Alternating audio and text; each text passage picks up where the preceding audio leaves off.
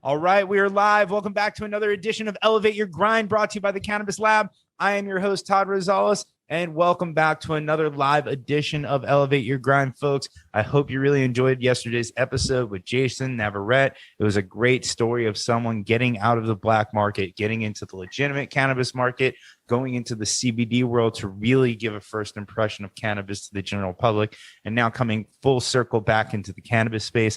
I'm excited to hear his journey, and we'll definitely be keeping in touch with him. Folks, tomorrow we are having another great panel for Cannabis Lab. This is all going to be about jobs in the cannabis space, which is cool because I can actually talk to our guest today about that as well too. But that's going to be at 4:20 p.m. tomorrow. If you want to check that out, you can go to joinclab.com or go to Eventbrite and search for Cannabis Lab, and you can register for that event. All right, folks, today I have a very special guest today, and I feel the most like a late night host that I've ever felt because I get to do this. I get to hold up a product, and I haven't done anything like this. Usually it's like a little joint or an accessory, and I'm zooming it into the camera, but I get to do like one of these and just sit it on the desk. My guest today is the author of this book, The Kids of Cannabis, right? And you guys know, if you've watched the show, this is a very big topic for me, is as we enter this new age where we're peeling back the stigma, we're making cannabis acceptable, and there are so many of us that are in this space. How do we talk to our kids about it? How do we talk to kids about cannabis today versus the way that I was talked to about it, which is just dare and to stay away from it, right? So when, I've talked to Evan Britton about this, I've talked to Kendra Stocking from Old Pal about this. I had her on the show specifically to talk about it. So when this book came across my LinkedIn feed, I immediately reached out to today's guest and asked him to be on the show. So without any further ado, please welcome the author of Kids of Cannabis. And actually, I think you're the founder and CEO of Careers Cannabis as well too, right? Yeah, absolutely. Brian, thank you. Hey, Todd, thanks for having me on your show. I am the author of Kids of Cannabis and also the CEO, co-founder of Careers Cannabis as well. Very cool. I had the feeling, but I wasn't confident when I said it. And I'm like, hope I'm right. Otherwise, he's going to have to correct me. But dude, I saw this book come across my LinkedIn feed, and this is exactly what I needed. I've been in the cannabis space 2 years. Clearly, I'm a public figure in this space to the 7 people who watch the show. But, it's a conversation that I have with my wife often. My oldest daughter is going to be 2 in a few months. We have a second one on the way, literally in the next few weeks. So at some point, I've got to sit down with them and say, this is what dad does for a living. These are the people that dad associates with, and this is how the industry works. And there's going to be a lot of people who might tell you otherwise and might say this about it. And I've talked to a lot of people about that conversation. So I'm curious to know, what was your driving force behind writing this book? Great question. So, like yourself, when we first started Careers Cannabis, our whole mission was to how can we expand the cannabis industry, get more people access to the jobs, the opportunities, and the companies that we're hiring. And as we started that mission, we started to talk to folks in the industry, why they decided to work in the industry, what they love about it, and folks in terms of would they want to go into the industry.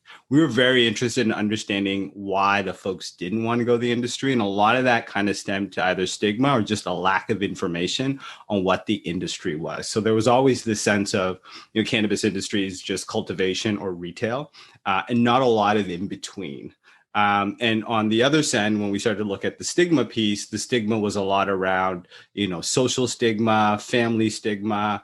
And so we always knew that these were issues. And so, earlier this year, when we were kind of forced as a company to do something, a bit different, we essentially just took 2 really key pieces of data that we kind of learned over the 2 years, which was this family stigma and our taxonomy that we built in organizing the industry in a way that would make it simple for people to understand. So that kind of, those 2 things kind of smashed together. And some late nights being locked down in COVID kind of started the children's book.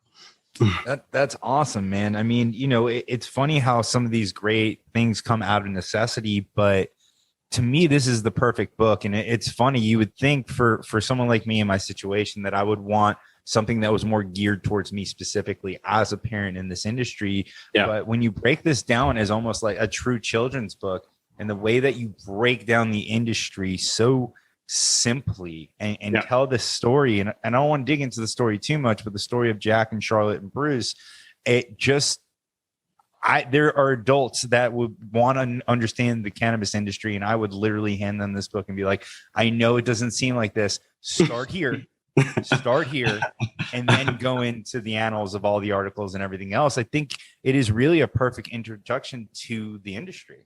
Yes. And so that's the beauty of, kids and children, right? And so when we wrote this really for parents to share with their children, we had to keep it simple. Now, the beauty of keeping it simple, it really gives it more access to a lot of folks. And so a lot of folks, and I found this for folks that have been in the industry longer than I have been, when asking them about the cannabis industry, they also had a very limited view of what the cannabis industry was. And so, in many ways, I think, there's no better teacher than a child in many ways. They're going to give it to you very simple, very honest, and very true to kind of how they see the world. And so we try to do our best to kind of, again, as this story is told through the lens of the kids, to do it in a way that anybody could understand, or at least start to say, okay, well, the cannabis industry is more nuanced, or a lot more involved than just maybe my limited view of what I think it is.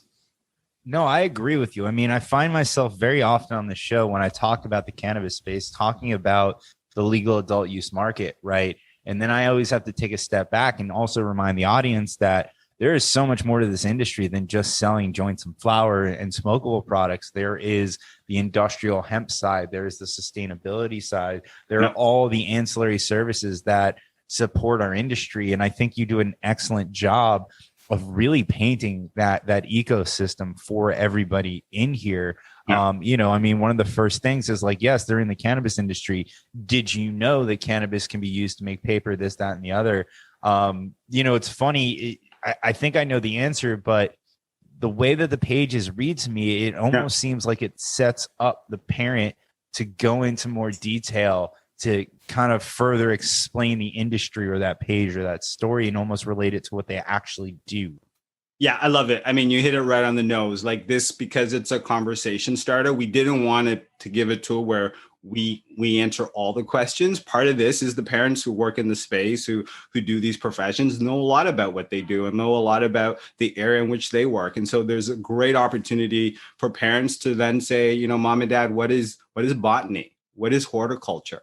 What is a mechatronics engineer? And, this kind of goes to another, something else that I've noticed over 15 years is that there's a lack of education in careers beyond just the obvious careers for young adults and children and teenagers. And so, I think our kids need to be exposed more in terms of, what a career and options exist beyond your typical doctor, lawyer, firefighter, police.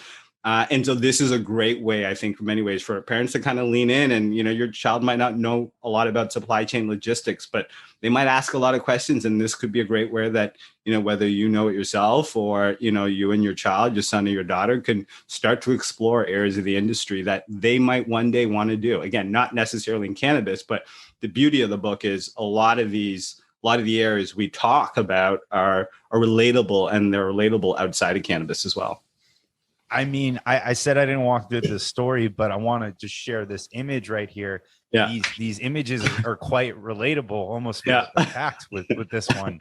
Yeah. These kids have a nicer setup than I do. And they're the kids of the cannabis. I actually am the person who does this. But no, I mean, you really have touched every angle. When I turn to this page and laugh, and it says, Jack's dad started a podcast.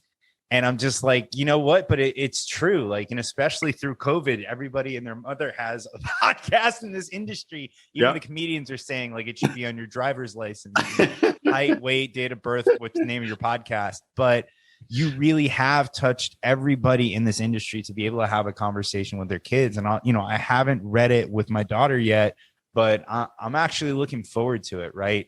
She's not at an age where she can start asking questions, but I really do, as a parent and as someone who has experience leveraging tools like this. This is perfect, man. So for the parents in this industry, there isn't somebody that I know that I haven't recommended this book to yet.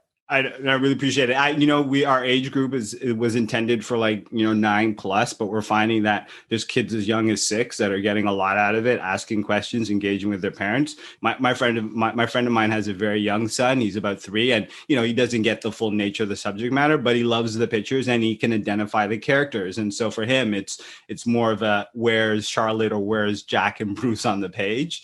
But from the father's perspective, he loves sharing this book with his child, because eventually when the child starts to understand the contents of the book, it's going to be a great opportunity for him to have the conversation with his child about how he uses cannabis medically, and obviously how, what his dad has been doing for the last, 10+ years.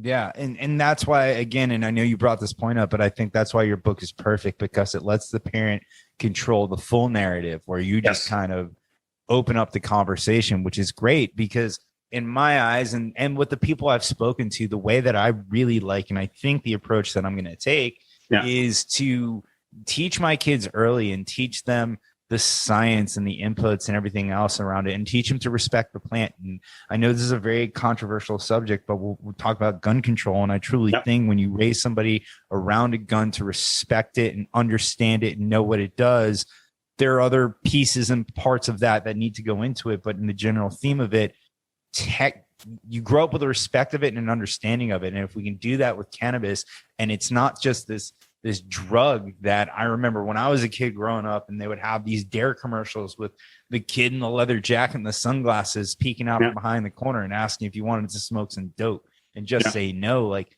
that didn't educate me anything on it at all. It just said, this is bad, don't do it. It's like, yeah, but that's Sean Hunter from Boy Meets World, and he's really cool on the show, so maybe I should do it with him, right? So, and that's the reality, right? The reality is that if parents don't have this conversation with their kids, and the age ranges will depend on that particular situation, somebody else is going to be educating your kids, and typically it's coming through social media or pop culture.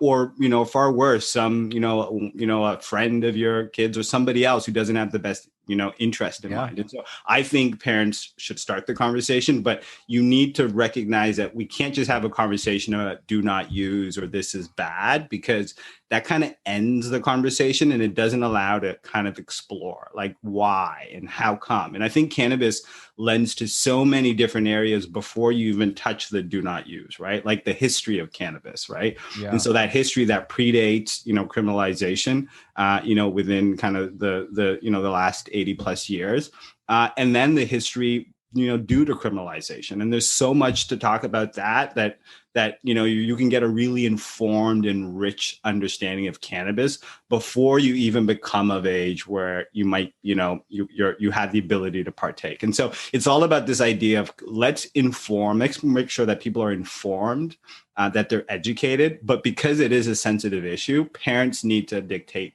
the pace, the speed, and the amount of information. And that's why our book is designed in the way that it's a starting point, but by no means is it, are we preaching or, do we have a narrative that we're trying to dictate at all? Which is, I can imagine, is not easy to do, to have a book that is both informative, but also vague enough to let the parent take it. I mean, how many times did you have to iterate that to find that sweet spot where you were giving enough information, but you weren't taking an opinionated stance? So it went through quite a few iterations. It was a lot longer, and there was another storyline, around the children that was kind of throughout the book, and we realized we needed to strip it down. And at that point, we said, we're definitely going to do book 2 and 3. And book 2 and 3, we wanted to dig in more into the personal character stories and the journeys that the families individually took to come to cannabis. And I think that that's really important. So, in many ways, we kind of came down to let's set up the conversation that, we're having a conversation with you, and we're engaging with the industry, and we want them to have this conversation with their community and with their families. And as we have that conversation, we can then dig into some of these other stories that at times might be a bit more sensitive. Like when we start talking about, medical use of cannabis for young children, or when we start to talk about the impact of criminalization on families, or when we start to talk about, being a farmer's daughter and growing up on a farm and living around with just that stigma, and then all of a sudden becoming cannabis farmers. And there's a lot of folks in, Northern California who've grown up in this environment. And so we didn't want to give all those stories away just too early. This was a lot about how do we set up the conversation and introduce the characters while introducing ourselves to the wider cannabis community. So that's really cool. So now you're going to have a series of these books, and clearly, you said part 2 and 3. Yeah. I mean, do you have an idea of how far you want to take this? I mean, is this something that might just be evergreen as long as there's a need in our industry? You're going to keep pumping out stories? Yeah, like when you look at the glossary, so you've had an opportunity to take a look at the glossary, there's so many stories that we could tell around some of these different areas in the industry. And so, I there's definitely at least, 4 more books in the series, 3 for sure. We have our next 2 lined up that we want to release this year. Beyond that, I think there's so many stories to tell. And these are stories about families, right? And when you think about it in that way, there's so much to say that we do think that this could be an ongoing series, and eventually, potentially, maybe put into something else where it's a bit more motion visual as well. Dude, that'd be really cool to see this as a cartoon or something like that. Make it easy for books on tape, so this way I can really do it well. But I listen, man, I think this series is absolutely amazing. I'd like to kind of dig into you and your background a little bit. And I know you grew up, or you were born in Uganda. You eventually made it to Canada as well too. You're in the cannabis industry. You come from the staffing world. What was your early relationships with cannabis? Did that kind of translate to this book at all? Did you drop your own personal experiences or friends or anything else? Yeah, great question. So my cannabis, my first encounter with cannabis was when I was 13 years old, like through pop culture a lot earlier, but physically. And I encountered wild hemp while I was, doing the Army Cadet. So during Army Cadets, you do like a basic training. They send you away.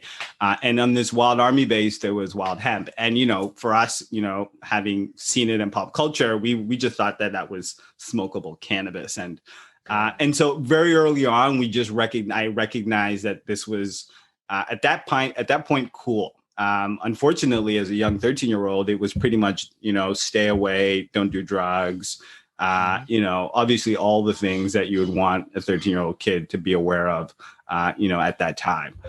Unfortunately, I didn't get any redirection in terms of my interest in cannabis to the other areas that I found out later in life I was very interested in, like agriculture and areas of science. And, I love working with my hands. Like one of my favorite, classes in college was biology. And I didn't realize that until, again, very later on, that this could have channeled my curiosity of being able to identify a wild hemp growing on an Army base, to somebody who had a bit of a green thumb. And so, my experience lended through there, but unfortunately, being a Black man growing up in Canada, there was a lot of risk, with me using cannabis, me being associated with cannabis. And so from a family perspective, there was a lot of internal, kind of stigma around don't use, and this is what you'll become, and this is who you are, and this is what people are going to think about you. So I recognize that I've lived through a form of stigma, over the last 20 years in some degree. And I've been a bit open about my uses, in my later years. And so when we're thinking about stigma, and you think about the stigma being passed on to children and having lived through that stigma, it's kind of horrifying to feel like, wow, a kid's going to be judged for something their parent does, or is going to be isolated because of that. And so there's a lot of, motivators, I think, because I had personally encountered stigma, as a young child. Yeah, man. I mean, it's true. The number one question that I ask everybody on the show when they decided to become an entrepreneur in this space is, what did your friends and family think about it? Right. What was the outside voice? And, it's hard enough to make a decision just to become an entrepreneur in its own right. Where a lot of times you don't get the support of your friends and family just to go and start your own business, because they think you're crazy and they think they're looking out for you. And then all of a sudden now you're doing it in cannabis. And not only, do you not get that support from just the entrepreneurship angle, but it's like, you're doing what? You're going to be a drug dealer, right? It's like, no, I'm still in staffing, but you know what I mean? But just because they hear cannabis, every step of the way, like when I started, like I had to overcome my own stigma. Like stigma is real for even people in the industry. We still have our own hiccups that we have, and I had a lot of hiccups because I was running at that stage my own recruiting business, and I was building this tech platform, but my recruiting business had tier one brand name clients that were very family oriented brands, the brands that you probably have stocked in your living room, in your kitchen, and so or your living room. And so it was I was worried that with these brands who are very family centric brands, would they stop working with me if they knew I was building this cannabis platform? And so I had to deal with that myself. And it's really almost writing this book was kind of like, in many ways for me, it helped me start to own the fact that I'm in this space. I can help educate in this space and add value.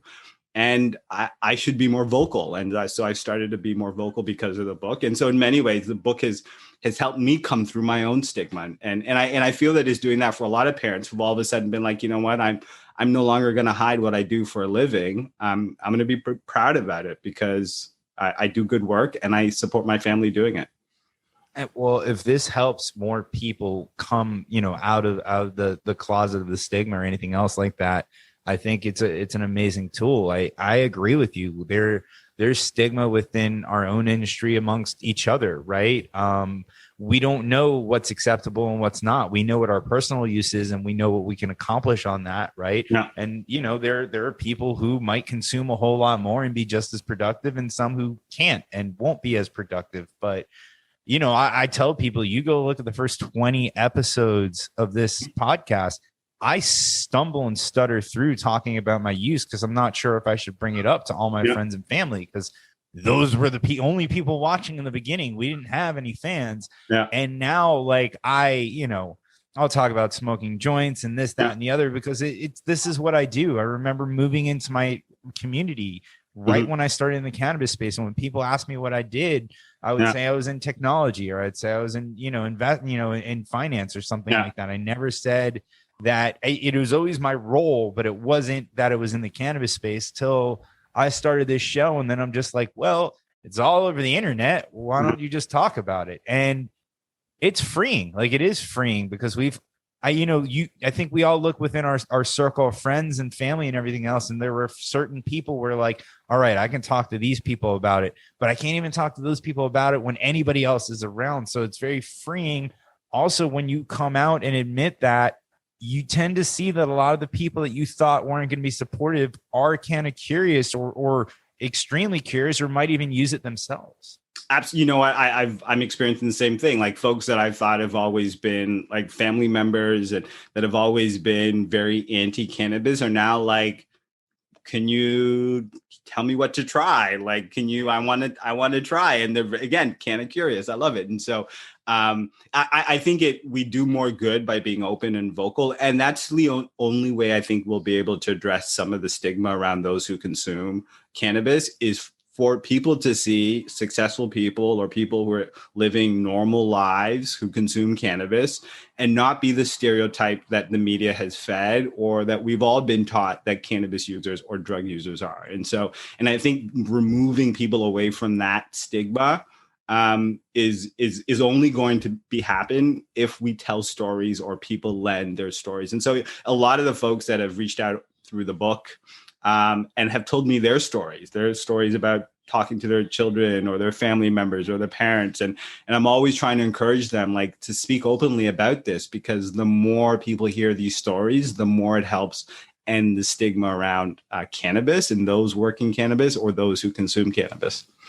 Yeah, man. I mean, I think it's interesting with the stigma, right? Because there are a lot of people out there working to break the stigma on the adults and the working adults, even myself with the show. We've had 150 guests who consume cannabis and are all successful entrepreneurs in their own right, especially in this industry, right?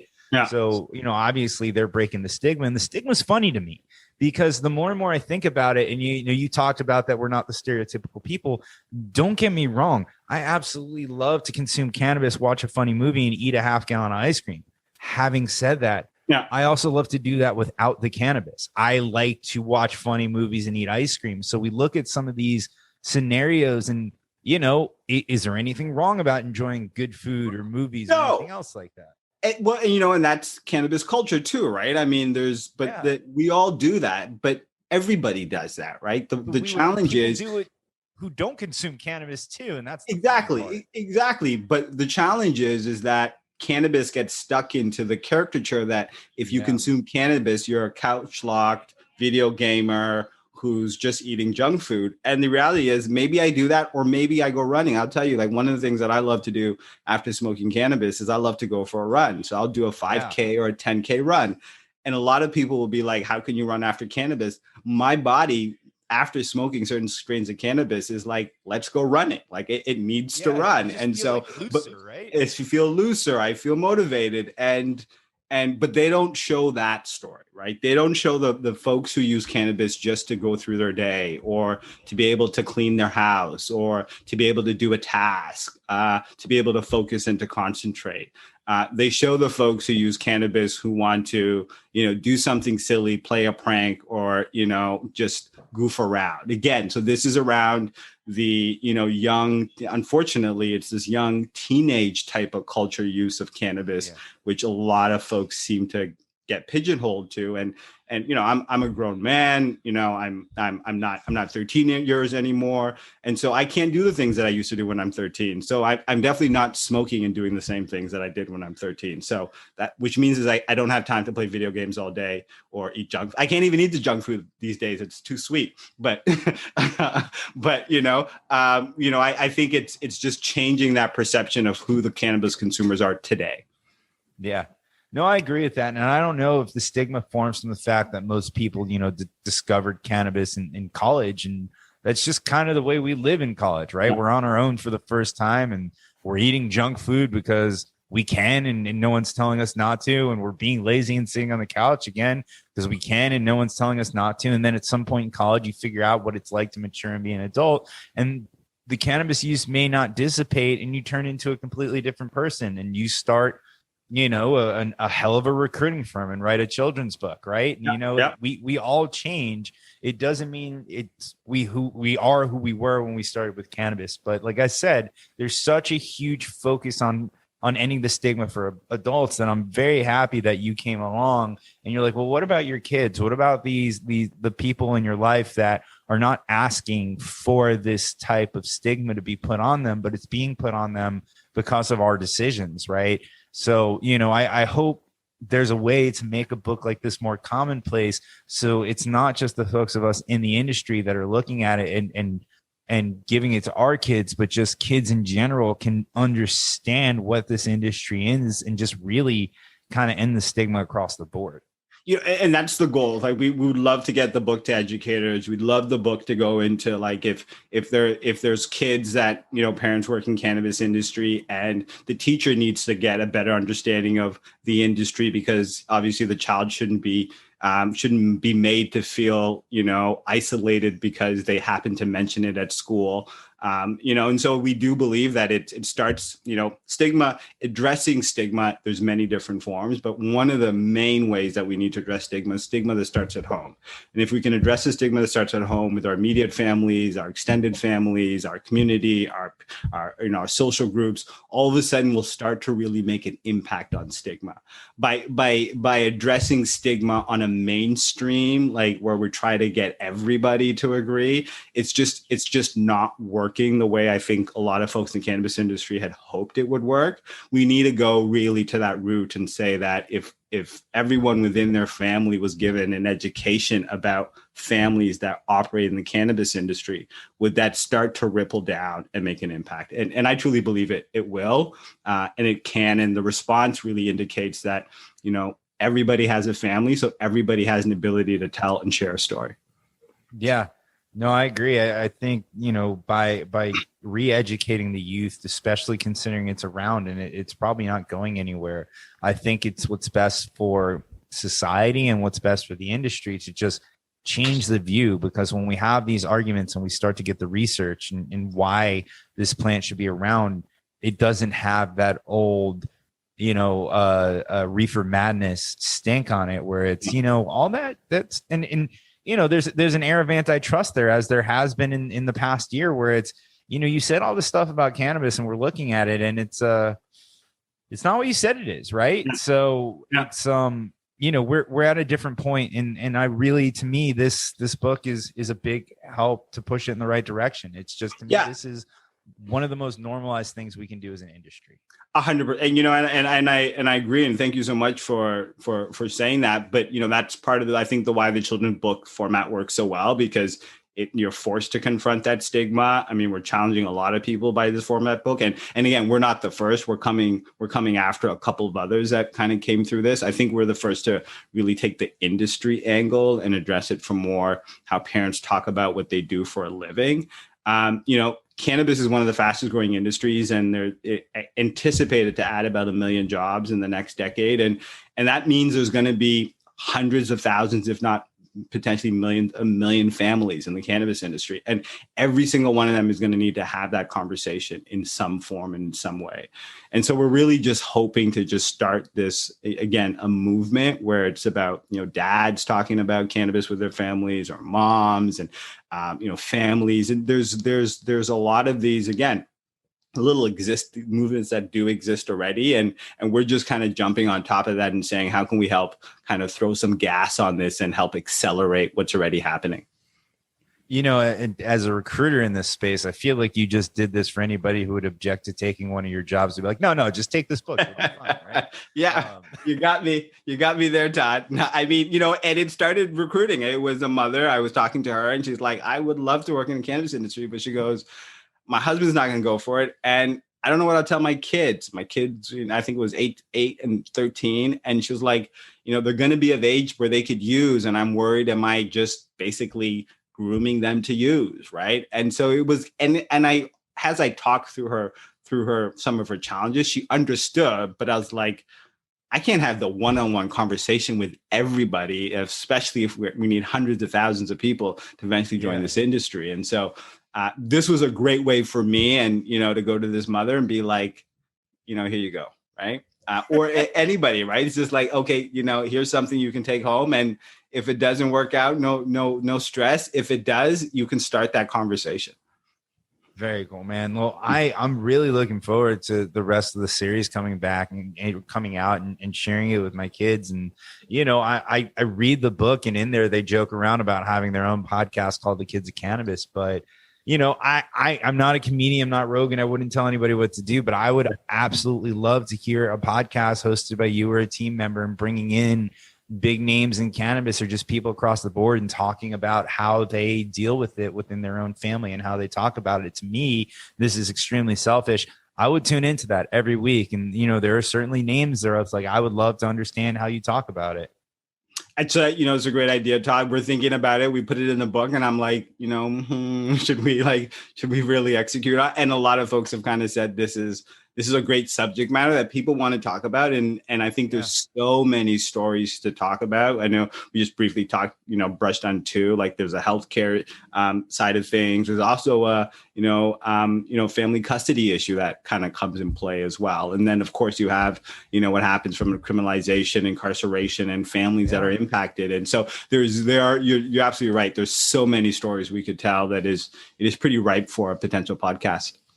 Yeah, man. No, I mean, those personalized stories, I think they'd be really cool to hear and be able to dig through. And I think it'd be a great compliment to the book. The book does a great job. And I hope you stick in this theme and helping people deal with their families, and really just, like I said, through the family and through society is how we're going to normalize the stigma. It's not going to be through any kind of legalization or decriminalization. That kind of just goes along with allowing us to really do what we want to do, but the stigma goes away through society, through communication, and through educating your families, I believe. Absolutely. And, the stigma, like we all know the stigma is real, but it's so real that the stigma is impacting our policymakers, right? Our policymakers are going through looking at regulations and rules for the industry. What's clouding some of their judgment is their own biases and stigma. And so, it's again, why we need to address it at the family level. Great example, somebody who read the book, bought it for their kids, realized that it was really for their parents.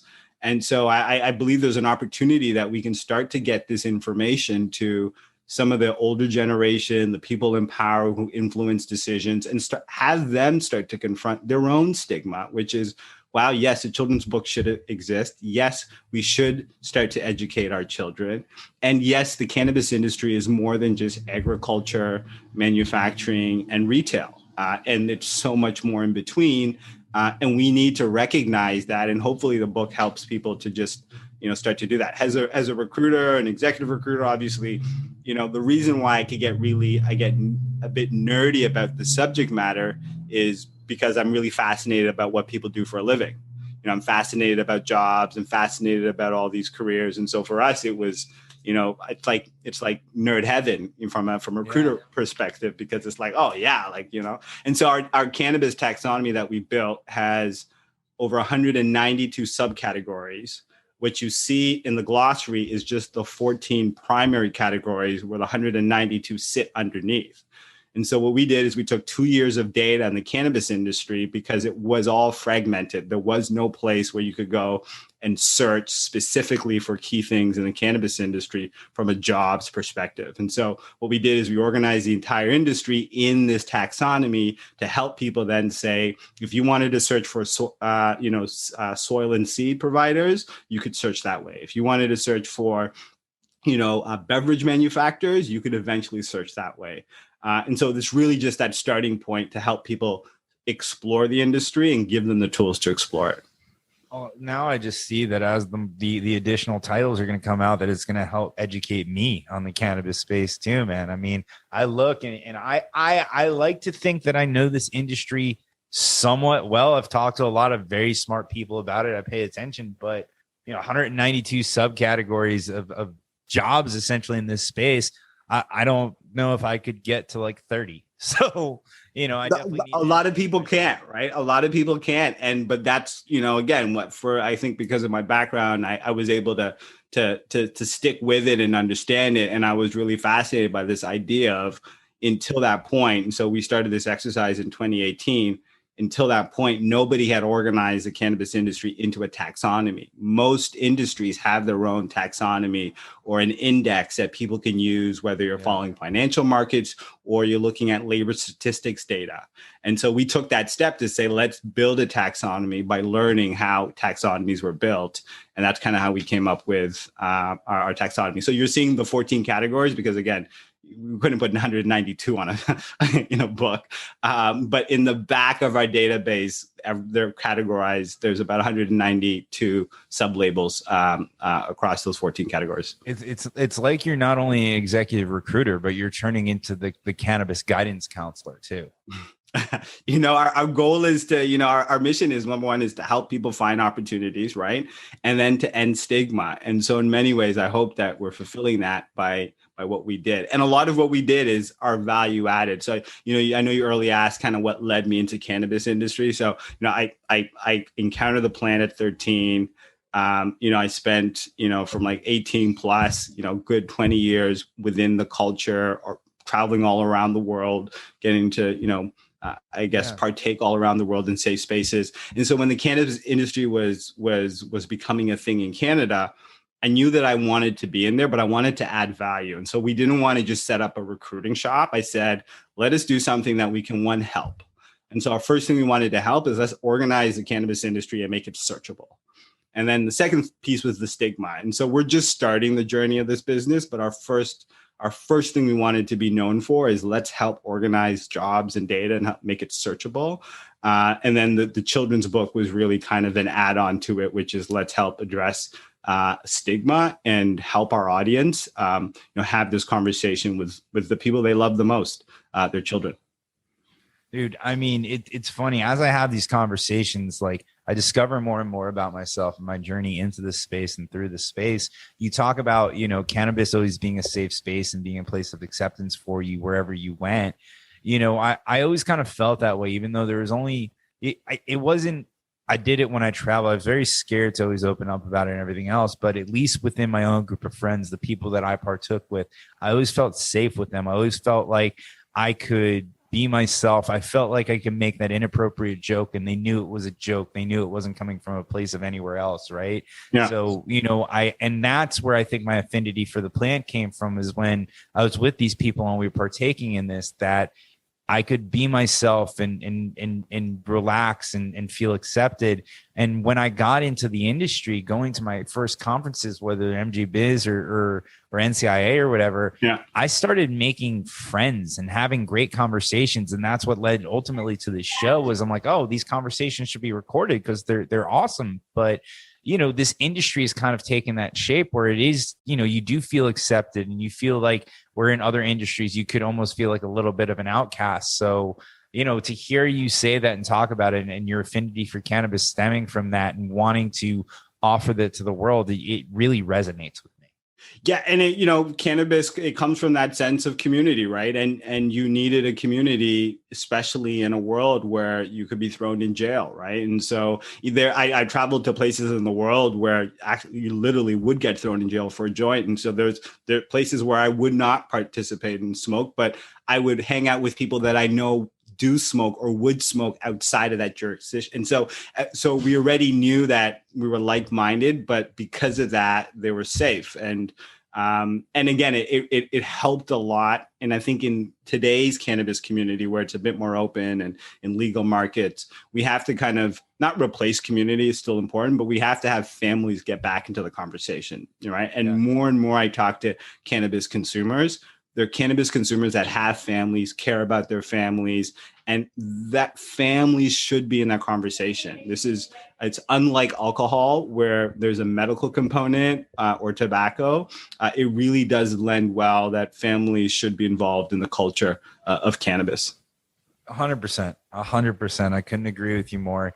And, again, from doing the show and having the conversations, the people who have educated their kids on cannabis and what it is and how it's used and why it's used and everything else, their kids seem to, I don't want to say have a better relationship with it, but at least a better understanding and a respect for the plant, that if you just tell someone, no, this is bad for you, and you don't explain why or go into anything, that human nature is going to be like, well, now I'm curious. Now I need to figure it out for myself because you're withholding information from me. Now we hope that someone's just going to give it a Google, but let's be honest, most people are going to go try it, right? So where you can take that and say, no, listen, in my case, Mackenzie, this is what I do. This is my business. I am very educated on this topic, and you shouldn't try it because of this age, because of these studies. When you do try it, this is how you should try it, because this is how it will affect you and everything else. And a conversation like that from an education standpoint, I think is completely different than don't do it because I said so. 100%. Like if I, if you're a parent today, you might say, okay, let me redirect the curiosity, right? Away from, smoking and consuming, and to the other side, agriculture, plant science, plant medicine, history. But the other side is the medical component, right? And so, if you expose a young child that this is somebody's medicine, right? Somebody going through cancer treatment, somebody on sickle cell, somebody in ICU, somebody on heavy opioids. By just educating your child very early on that it's being used as a medicine and this is how it's being used, might completely just remove the idea of, recreation from their mind for a while, right? Because all of a sudden they're just consumed by, well, this is a medicine and it's being used for, young children, but also, grown adults. And so I think there's many ways where you can, at that age of curiosity, you can redirect before they get to the age of they're legally able to consume. And at that stage, they just want real world experience, right? At that point, it's just like, okay, I heard what you said, but now I'm going to try for the real world. And at that, and if somebody's not informed by that age, they're just like, it took me many years before I understood the history of cannabis. And I wish I understood that a lot earlier. I wish I understood the medical aspect of cannabis way, way earlier. And so in many ways, I'm trying to make sure people don't make my mistakes, which was in misusing the substance at times because I had no education around it or appreciation of what it really is or could do to my life.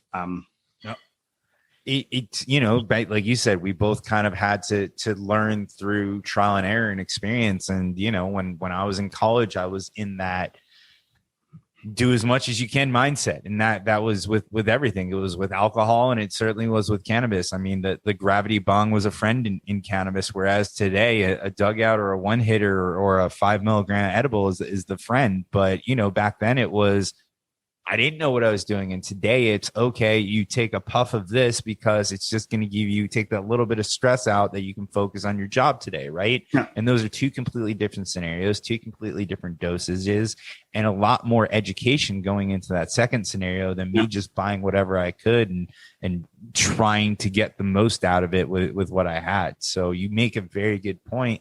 That if there's the one nice thing that we have that our kids will have versus others is there is education available if parents don't choose to share it. True. But for you to arm parents with things at different ages and be able to do that, like I said, it's a step in the right direction. I love what you're doing, and I hope you inspire others to come behind you and do the same. Yes, I think we're coming after a couple of others who did children's book, but I think there's going to be I say a movement, but I think you're going to see a bunch of books in this vein that come out and in this kind of children's book genre for kids because as we talk to parents, we're just scratching the surface on stories. There's so many more stories people want to tell, they want to talk about. And some of them we won't be able to address. Like, I don't think we're going to have the story that educates children on, mommy and daddy are using for this particular reason per se. I think we'll likely still have it in the lens of how it applies to, careers, jobs, professions, both to inspire kids, but then also for parents. But those are stories that parents really want to have. There's parents who consume, who want to have that conversation with their child who knows that mom and dad are smoking something that isn't a cigarette.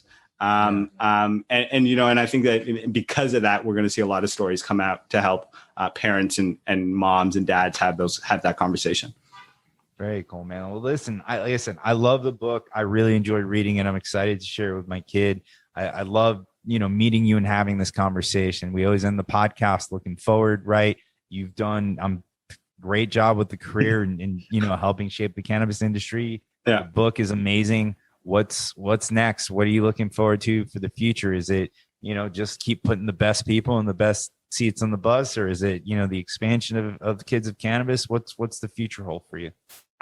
So there's a lot of interesting things we're doing. So our mission is to help improve the experience of finding a job. And so we're just starting that process. So we're going to be launching a lot more features on our site, both for job seekers and also for employers. So, people can definitely check that out. We have 2 books that we're planning for the rest of the year. So one's centered around Charlotte. The other one is going to be around Bruce. And then we're going to be doing a lot of, what we hope to be community engagement. So this Friday to Sunday, we're participating in the USA CBD Expo in Atlanta, Georgia. And so if anybody's, listening, watching in Atlanta, Georgia, I would check that out, the USA CBD Expo. We're going to be doing from 12:30 to 4 o'clock every day, a jobs and career seminar, plus also tips to hack your job search. And some tools to help you, mock interview, and anybody who's unemployed or underemployed can kind of drop in at the end of the day for our support group that we're going to have. So we have a lot of things that we're going to be, hopefully doing in the next little while, very much focused around, helping people, get jobs in the cannabis industry or, educating families and friends about careers and opportunities in cannabis. Awesome, man. That is all amazing stuff. All needed. And when the books start coming out, when number 2 is coming out, I'd love to have you back and read it and talk about it. Yeah, that'd be amazing. So we're I can't say too much, but I probably in the next month or 2 I'll be able to reach back out and let you know that we're ready to release the next book. So the Charlotte's going to be a really focused around agriculture. So and then Bruce is going to be around Bruce's medical condition. So I think those books are going to be super well received. We're pretty excited about those 2. I'm looking forward to them, man. Thank you very much for stopping by today. And where can everybody get this? Amazon is the best place to get it, or? Yeah, right now, Amazon.com. We are trying to get it into as many local dispensaries as possible. So we're hoping by like July, August, it'll be across the country. But at the moment, Amazon.com or any Amazon global marketplace. And then very soon, you'll have it at hopefully your local dispensary. All right, cool. Well, folks, Kids of Cannabis, go check it out. Order it on Amazon. It is a great book. Highly recommend it. Thank you to Brian, and thank you to everybody at home for watching. Of course, we love having you in each and every week. If you missed any part of this episode, it'll be live on our YouTube channel next week at youtube.com/elevateyourgrind. If you want to listen to this show and you don't want to see my beautiful face, we'll be live across all the audio platforms: Apple, Spotify, Stitcher, iHeart. You know how I feel about all of them except for Apple and Spotify. If you use them, let me know. I mean, I just don't feel like I need to mention every single one every time. But Apple, all those platforms will be live next week. We are done with shows for the week. We will be live on Tuesday at 7 p.m. Eastern with Matt McGinn. Really looking forward to that conversation, folks. It's been another episode of Elevate Your Grind. See you next week.